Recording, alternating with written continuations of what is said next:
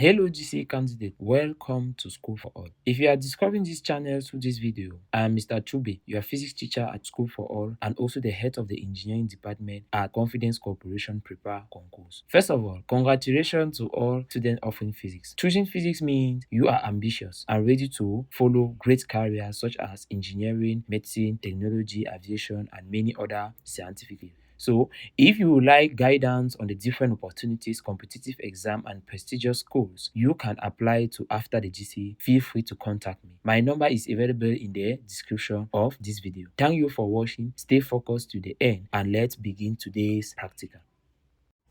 Okay, students, so let us begin our station under optics. So this station is to determine the focal length of a converging lens. So the apparatus, we are having the converging lens, a metal rule, a plain sheet of paper, and light source.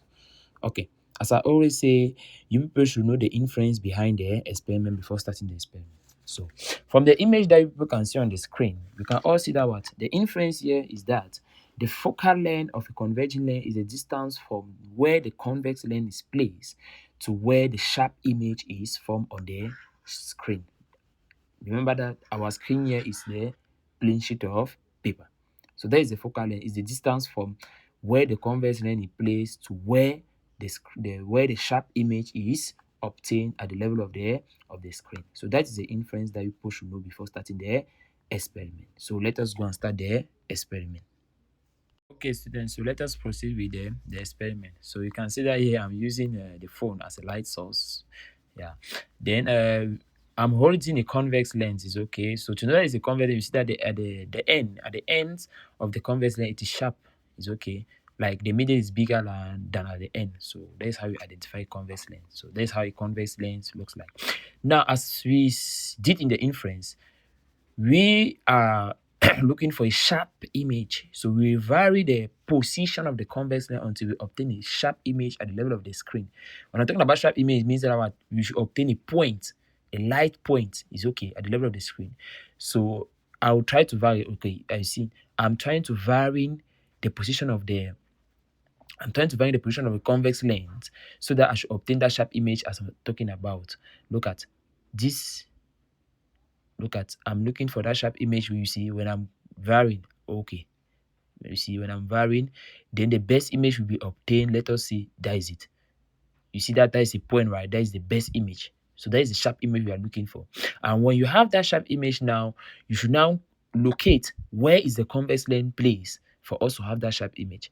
You see that if you try to locate it, you see that it is found at 69 centimeters. So you record it at 69 centimeters. And then when you have your 69 centimeter at the level of the screen now, you go and locate where the screen is located on the metal rule. So where is the screen located? The screen is located at 100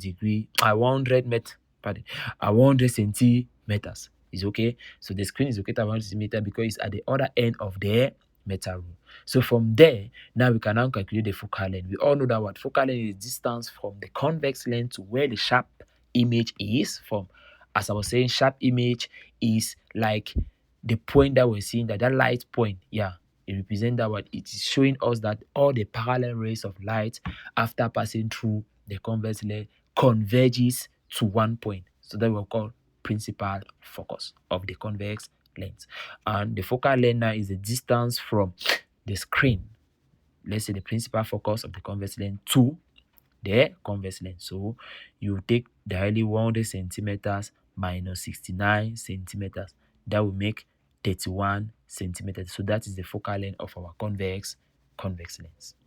So thank you for watching the video. Stay to the end of this video because a very interesting station is coming that is talking about electronics. So it was station 4 of June 2025.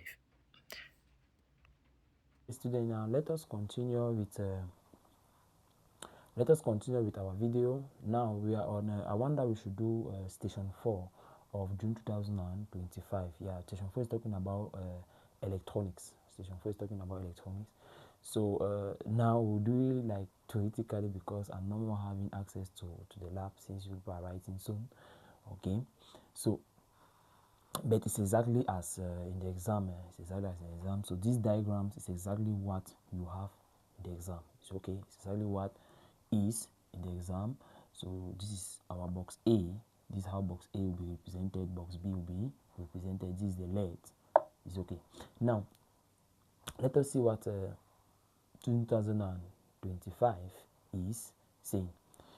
You are provided with the following materials: a battery in a holder, a lead, and two black boxes A and B, each with two terminals.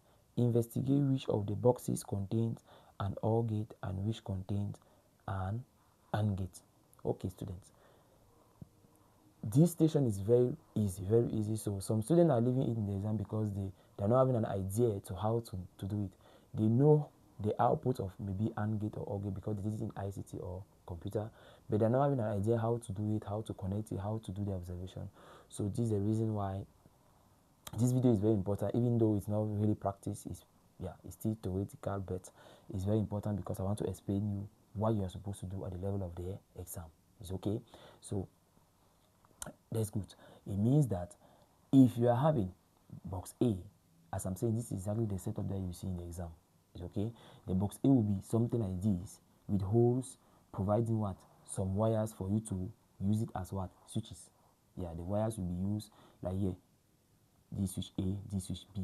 The wires will be like this, so that when you connect these two, you are just from connecting, you are just from what? Closing switch A. Same thing here, when you connect here, you are just from closing switch B. Switch A, when you connect here, you are just from closing switch B. It's exactly the same as the exam. It's okay. So don't say that it's only theoretical. No. This is what you people need to understand OR gate and AND gate. Okay. So what you are supposed to do when you're having this type of question, always when you're having a question under electronics that is talking about gate, when you are going to do it, you should come out with your table. The observation should be the table. Observation is the result you are obtaining after the experiment. So don't go there, you are trying to write that on the observation you are writing, I was connecting this, I did this. No, observation is the result that you are obtaining after the experiment. So what you are supposed to do is that at the level of the observation, you should have your table. It's okay, you can have it on a rough paper. You can, those that are not doing errors can have it directly on the question paper, on the answer sheet padding. So you're having your table. It's okay. On your table, this is what you're supposed to have. You're supposed to have switches, input, LED, which is the output. It's okay. You represent your switch A, switch B, open, open, close, open, open, close, close, close. It's okay. If you remember, when you are in ICT, when you want to come up with all the combination of the inputs, you are starting with 0, 1, 0, 1, 0, 0, 1, 1. That is 0, 0 here represent open, open. 0 is in electronics, but in physics it represents an open switch. Is okay, or open circuit. Then 1 is in electronics, here represent, in physics it represents a closed switch. So 0, 1, close, 0, open. Are we together? Yeah, good. Then here, same thing, open, close, open, close, open, open, close, close. Yeah. So you should come out with this table. Exactly. Now, when you have this table now, when you go at the level of the station, this is what you are doing. You are provided with a box. The box are having wires. You are using those wires as the switches. Is it okay? Then let us say you are starting with box A. You are starting with box A. It means that here you will come. You first of all, because this connection, no. In the exam, you are not having this connection like this. You are having only this box already connected to the LED. So that is it. No need to connect to the LED again because in the exam you are having a box connected already to the LED. What you are supposed to do is connect the terminal of the box to the terminal of the battery. So you take, I think connection should not be more than you. You can look in my previous video how to connect. Yeah, it's not difficult. You are connecting, you are linking. It's okay. You connect like this at the level. You are taking the terminal, you are connecting with this one. You can do it with your hand, or there can be something for you to help you to connect it. It depends. So you can connect it like this. But be careful. A LED is like a diode. It means that there's a forward and a reverse bias. When I'm talking about forward bias, it means that the positive terminal of the LED, because the LED has also positive and negative terminal, where the positive is the longer leg and the negative is the shorter leg. It means that if you are not connecting this thing well, let's say negative with positive, positive with negative, the LED will not shine even when the two switches are close. It's okay. So for you to know if the connection is correct, you are supposed to close the two switch and see if because the LED should shine when the two switch are closed. It's okay. Yeah, either in a OR or AND gate, it should shine. So I'll close the two switch. I'm verifying if my connection is correct. I'm closing the two switches. I then I verify. If it's not shining, it means that I should interchange the terminal of the battery. It means that I'm in a reverse bias. It cannot shine. I interchange the terminal. That is it. So what they are doing at the level of the station when you want to connect the material. Okay. Now, if you interchange, then when you close the two switches, it shines. It means that is forward bias. You can start your experiment. Okay. So for you to start the experiment now, I will start by closing switch A. No, I will start open. So I will leave switch A and switch B open. So what I will observe, let us say an example here. So let us say we observe open, we observe that the LED does not shine. It does not shine, it means that it is low. Low is represented electronic by 0, does not shine, and in physics means it does not shine. Then switch A is closed, switch B is open. I will come and will close this one here like this. I will leave this one open. Let us say that we observe that what? We observe that the LED does not shine again. I will put here 0. Does not shine means I should represent by a low. A low value in electronics means 0. Yeah, because electronics we have two, high which is 1, low which is 0. In physics, low means the LED does not shine, high means the LED shines. Okay. Then open close, it means that I then open this one. When you open, it means that you are opening the wire, then here you come and connect these two wires. You are just from what? Closing switch B and opening switch A. Open close, you see that it's still the same low. The LED does not shine. Then you try now to close the bolt. You try to close the bolt like this. When you close now the bolt, you observe that what? The LED shine. You put your 1. That is what you are doing at the level of the observation. I think that's quite easy, very easy. Then you do same here. Then let us say when the two is open, when the two switches are open here, we have low. It means that the LED does not shine. When I close one, it shine. When I close another one, it shine. When I close the two, it shines. Okay, so from here, with these two tables already that you are having at the level of the observation, you can already come out with the conclusion. Why can you come out with the conclusion? Because you know the inference. It's okay. As I always say, the inference is the theoretical knowledge behind the experiment that you should know. If you don't know it, you cannot do the station. So be careful. Okay. Okay, as I was saying, since you people know the inference is that for us to have an AND gate, is okay, the output should be high, or let's say the LED should shine if and only if the two switches are close, and this is it.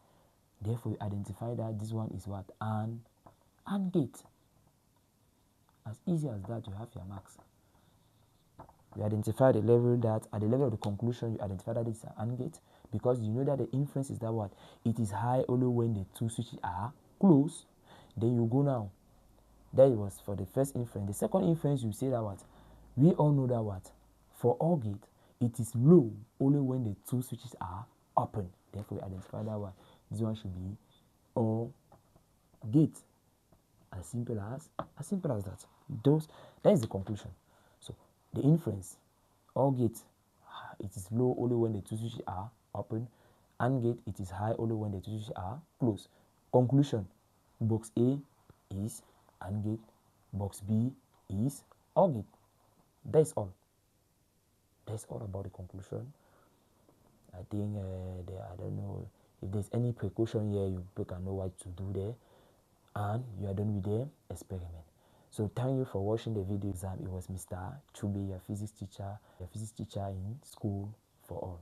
We are together. And please don't forget to like, subscribe, and share to the others. It's okay. We are all wishing that you people should pass. So don't keep the knowledge for you alone.